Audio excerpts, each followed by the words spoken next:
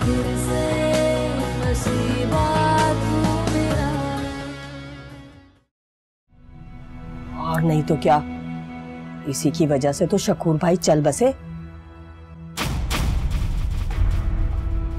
अरे यही तो तलाक लेकर आ गई थी, इसी सदमे की वजह से तो शकूर भाई की जान चली गई। फिर तो ये इद्दत में है, क्या यहीं रहेगी फैसल के साथ इसी घर में? लिख फिर से नसीबा तू मेरा। देखूं मैं तुम्हें संग ही अपने, तुम साथ मेरे लम्हा लम्हा। बस दे या सदा रब्बा सुन मेरे दिल की दुआ। लिख फिर से। ये आंसू तो अब जिंदगी भर के साथी हैं, इन्हें मत छुपाओ। बंद बांधने से सैलाब उमड़ आती है, इसलिए इन आंसुओं को बह जाने दो।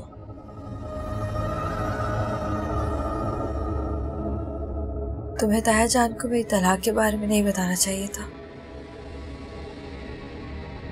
अगर तुम उन्हें ना बताते तो शायद आज वो हमारे साथ होते।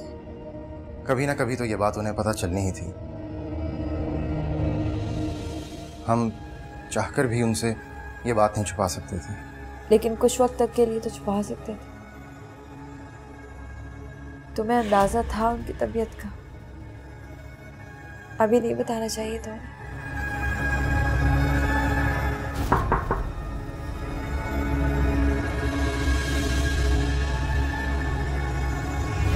लगता है औरतें आई हैं कुरान खाने के लिए, मैं देखता हूँ।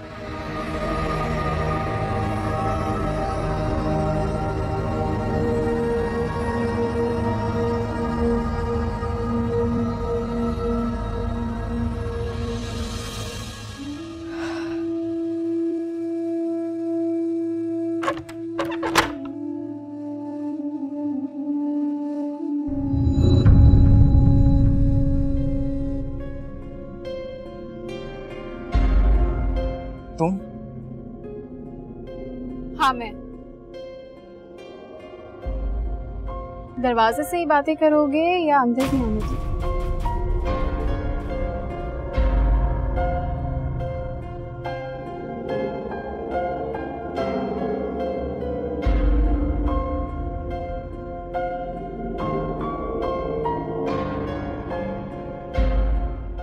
देखो आनिया, अगर तुम फिर से जहर उगलने के लिए आई हो तो प्लीज वापस चले जाओ। दुश्मन की प्यार भरी बातें भी अक्सर जहर लगने लगती हैं, इसमें कोई शक नहीं। लेकिन मैं शकूर अंकल की मौत का अफसोस करना है।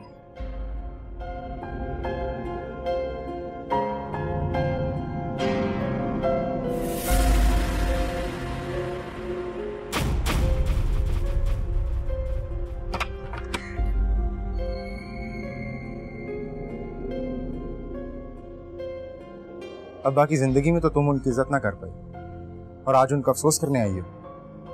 अफसोस तो वैसे मुझे एक और बात का करना था, जिससे अफसोस करना था वो भी यही मौजूद है। वैसे मुझे बहुत अफसोस हुआ तंजीला, आतिफ ने तुम्हें तलाक दे दी।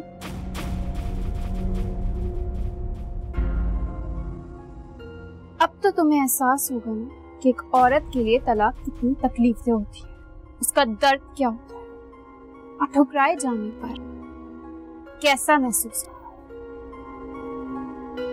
आनिया, तुम अब्बा का नाम लेकर अंदर दाखिल हुई हो, वरना मैं तुम्हें कभी भी ना आने देता। इसीलिए अपने अंदर की कड़वाहट को अपनी हद तक रखो तो बेहतर है। हर किसी को अपने किए का फल मिलता है। तंजीला ने जो कुछ मेरे साथ किया, किस्मत ने वही उसके साथ कर दिखाया। किस्मत ने उसे वहीं लाकर खड़ा किया जहां कल मैं उसकी वजह से खड़ी थी। तुम कल जहां खड़ी थी आज भी वहीं खड़ी हो और हमेशा वहीं खड़ी रहोगी। और इस सब की जिम्मेदार तुम खुद हो। मैं तुम्हें कितनी बार बता चुका हूं। चोट कहीं और लगी और तकलीफ कहीं और। मैं कैसे भूल सकती थी कि तंजीला की तकलीफ में तुम खामोश कैसे रहोगे। अंकल की मौत के बाद तो तुम्हें और आजादी मिल जाएगी खुलकर इसके साथ इश्क लड़ाने की।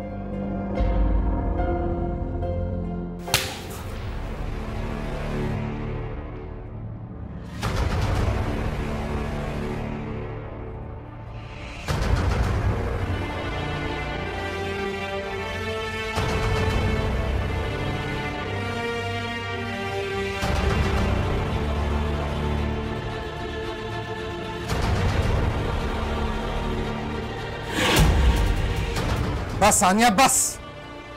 इसके बाद अगर तुमने एक लफ्ज भी बोला तो मैं ये भूल जाऊंगा कि मेरा कभी तुमसे कोई ताल्लुक था भी। इसलिए बेहतर यही है कि अभी तुम यहां से चली जाओ।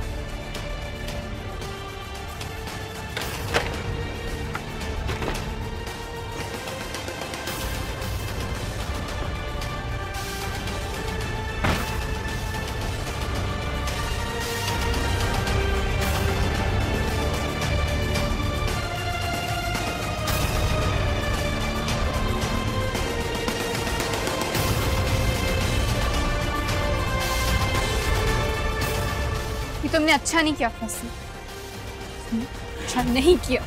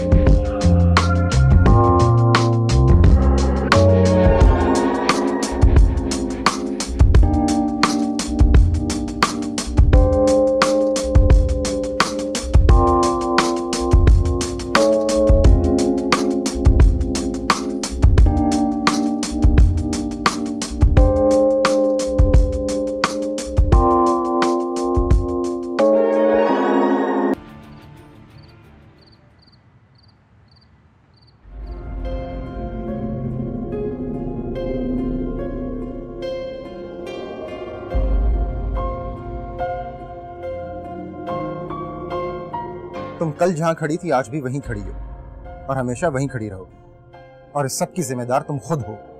मैं तुम्हें कितनी बार बता चुका हूं।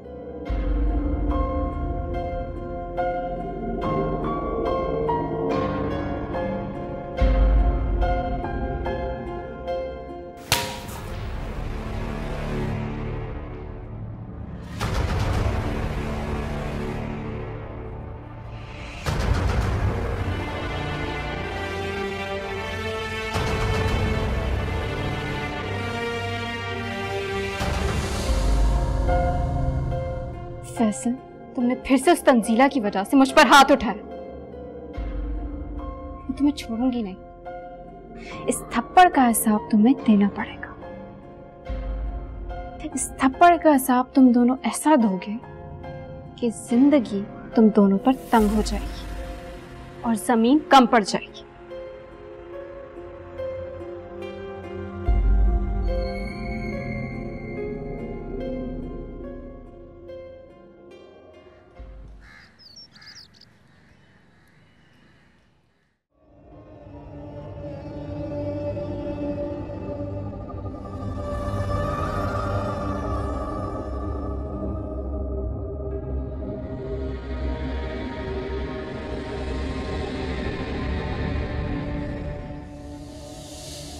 ठीक है बदतमीजी। आतिर तुम घर पे कब तक यूं पड़े रहोगे? तुमने जो करना था ना वो कर दिया। अब आगे का सोचो, आगे बढ़ो, भूल जाओ उसे। कैसे भूल जाऊं उसे? कैसे भूल जाऊं? बोलना, जवाब दे। कैसे भूल जाऊं मैं तंजीला को? आतिर ये सब कुछ तुम्हें फैसला करने से पहले सोचना था, तलाक देने से पहले सोचना था, जो तुमने नहायत जल्दबाजी में फैसला लिया। काश मैं वक्त पर आ जाता, तुम्हें ऐसा मैं कभी नहीं करने देता। मैं तो अब भी यही कहूंगा, तुमने फैसला करने में बहुत जल्दबाजी कर दी आतिर। तुम्हें क्या लगता है पागल हूं मैं, बेवकूफ हूं जो मैंने ये फैसला लिया? अपनी आंखों से देखा है मैंने सब कुछ, उसके बाद भी तुम मुझे ही गलत कह रहे हो। आतिर मैं तुम्हें गलत नहीं कह रहा हूं, मैं तुम्हारे फैसले को गलत कह रहा हूं जो तुमने बहुत जल्दबाजी में किया है। और ये एक हकीकत है जिसे कोई नहीं बदल सकता। आतिर कभी कभार आंखों देखा और कानों सुना सच नहीं होता यार। इस हकीकत को तुम्हें तस्लीम करना पड़ेगा। दुनिया की कोई ताकत इस हकीकत को नहीं बदल सकती आतिर। इसलिए भूल जाओ उसे और आने वाले कल के बारे में सोचो, आगे बढ़ो।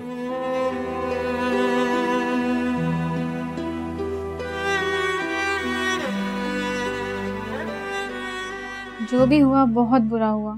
मैं तो सोच भी नहीं सकती थी कि वो लड़का ऐसा करेगा। वो लड़का जो तुमसे मिलने के लिए यूनिवर्सिटी आने के बहाने ढूंढता था, वो लड़का ऐसा कैसे कर सकता है? सोचा तो मैंने भी नहीं था कि जिंदगी मेरे साथ ये खेल खेलेगी और मैं अपना सब कुछ हार जाऊंगी हमेशा की तरह। मेरी नहूसत इस बार भी मेरी खुशियों से जीत गई। पता नहीं ऐसा मेरे साथ ही क्यों होता है। क्या नहूसत? ये तुम किस तरह की बातें कर रही हो तंजीला? इतना पढ़ लिख कर ये अल्फाज तुम्हारे मुंह से बिल्कुल अच्छे नहीं लग रहे। ये एक ऐसी हकीकत है जो हमेशा से मेरा पीछा कर रही। जितना इससे भागती हूँ उतना ही मेरे सामने आकर खड़ी हो जाती है। रहने दो ये बातें। ये सब मर्द होते ही ऐसे हैं। शादी से पहले आगे पीछे घूमते हैं और शादी के बाद सब बदल जाते हैं। खैर, अब तुम क्या करोगी? तुम्हारे आगे पूरी जिंदगी पड़ी है तंजीला। पूरी जिंदगी?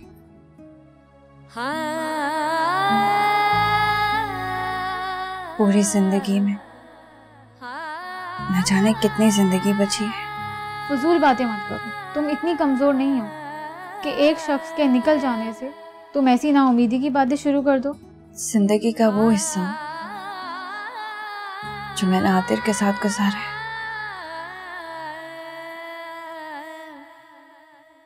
मेरे लिए इतना अनमोल है कि बाकी की सारी जिंदगी उसकी यादों के सहारे गुजार सकती हूँ। रिश्तों को बचाने की खातिर हमने तो निभाई सब रस्में।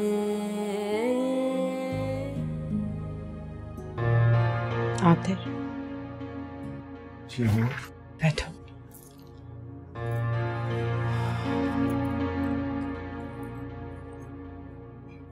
आतिर, मेरा ख्याल है कि अब तुम ऑफिस ज्वाइन कर लो। जी, आज चला जाऊंगा। गुड।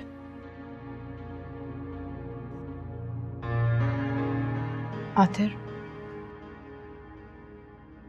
मुझे तुमसे एक्चुअली कोई और बात भी करनी है।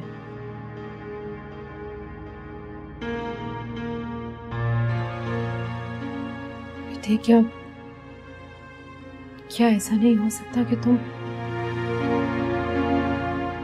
अपनी पिछली जिंदगी को भुलाकर नई जिंदगी के फिर से फैसले करो? तुम समझ रहे हो ना मैं क्या कह रही हूँ? मामा प्लीज, मैं सबके बारे में दोबारा नहीं सोचना चाहता। Okay, relax. I can understand, I totally understand your feelings. तुम्हें जितना टाइम चाहिए आतिर वो तुम ले लो, लेकिन मैं बस ये चाहती हूँ कि तुम अपनी जिंदगी का फिर से आगाज करो। फिर से तुम्हारी जिंदगी में वो सब खुशियां हो, मैं तुम्हें खुश देख सकूं, आबाद देख सकूं।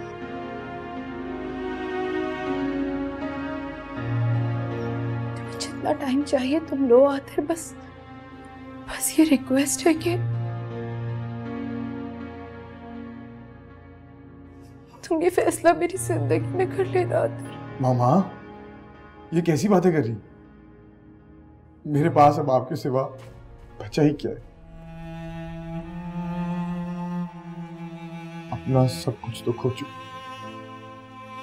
मामा, मैं अब आपको कोई दुख, कोई परेशानी नहीं देना चाहता। तुम मुझसे वादा करो, उस तंजीला की याद में अपनी जिंदगी खराब नहीं करोगे। कोई अच्छी सी लड़की देखकर उससे शादी कर लोगे, अपना घर आबाद कर लोगे, चाहे मैं हूं या मैं ना हूं।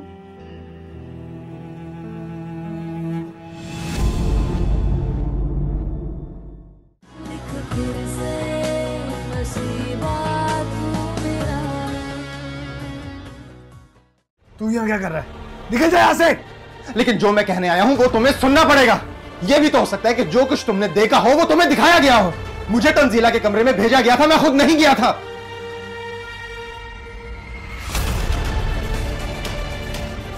तंजीला के कमरे में मुझे ज़ारा ने भेजा था। हाँ, ज़ारा ने। पापा, मैंने ज़ारा का जिक्र नहीं किया, अलबत्ता शादी की बात की थी। बट आई डोंट थिंक कि आतिर इस वक्त मेंटली तौर पर प्रिपेयर है शादी के लिए।